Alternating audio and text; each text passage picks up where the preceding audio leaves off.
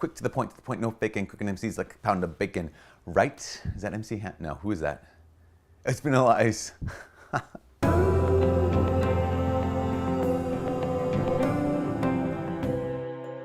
Hi, my name is Father Mike Schmitz, and this is Ascension Presents.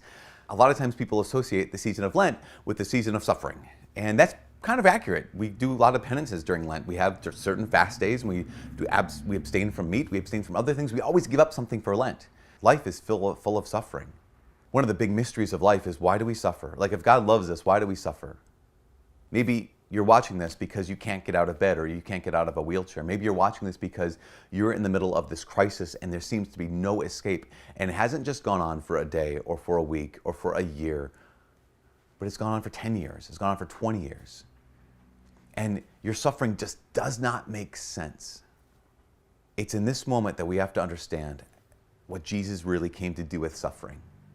Jesus didn't come to take away suffering. And that's hard because we think like, wait, why wouldn't he? Doesn't he love us? Why wouldn't Jesus come to take away suffering? No, he didn't do that. In fact, he said this. He says, in this world you'll have trouble, but take heart. Like, take courage. I have overcome the world. In this world you will have suffering, but take heart. I have overcome this world. Basically, Jesus didn't come to take away suffering. He came to transform suffering. Now, our suffering might not make sense, but Jesus Christ gives your suffering and my suffering meaning. In fact, this is what even St. Paul says in the 1 Corinthians chapter 1 and 2. He says that Jesus on the cross seems like foolishness, and it seems like powerlessness. It's a stumbling block to Jews, and it's foolishness to Gentiles. That it does. It seems, again, it's foolishness and it's weakness, and that's ridiculous. But we look at Jesus on the cross and we realize actually what St. Paul says is, but Jesus on the cross, he's actually the power of God. What looks like complete weakness, that's the power of God and the wisdom of God. What looks like foolishness is actually the wisdom of God. What is he saying? He's saying this, that might not make sense. Jesus on the cross makes no sense, but that's how God redeemed the world. By taking on a body and suffering in and through that body, Jesus doesn't take away suffering, he transforms suffering, and he makes it, the big word, he makes it redemptive. In fact, that's how God redeemed the world, is he entered into the depths of our experience. He entered into the emptiness that we feel. He entered into what feels like abandonment. He enters into betrayal. He enters into absolute loneliness. He enters into a tomb. Jesus descended to hell. There is no depth that Christ hasn't gone. There's no amount of suffering that he didn't endure, not to take it away, but to redeem it, to transform it. And now as a Christian, he invites you into it. Again, he doesn't invite you out of suffering, he invites you into it. Not just into more suffering, like you need to punish yourself, you need to beat yourself up. He invites you into the redemptive part of suffering. In Colossians chapter 1, verse 24, St. Paul says this. He says, I rejoice in my sufferings. We think that's ridiculous. Why would you rejoice in your sufferings? Well, because he was a glutton for punishment. No, St. Paul is able to say, no, I rejoice in my sufferings for your sake.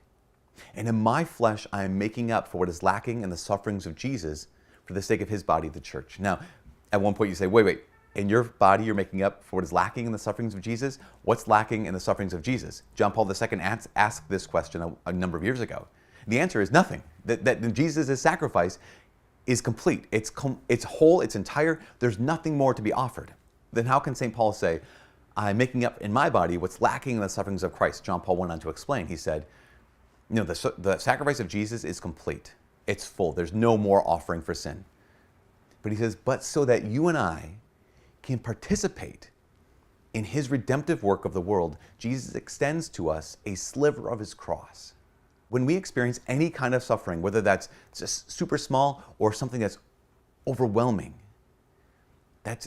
Jesus has extended to us a particle of his cross, a sliver of his cross, so that we can become co-workers with him, that we could actually be co-redeemers with Jesus.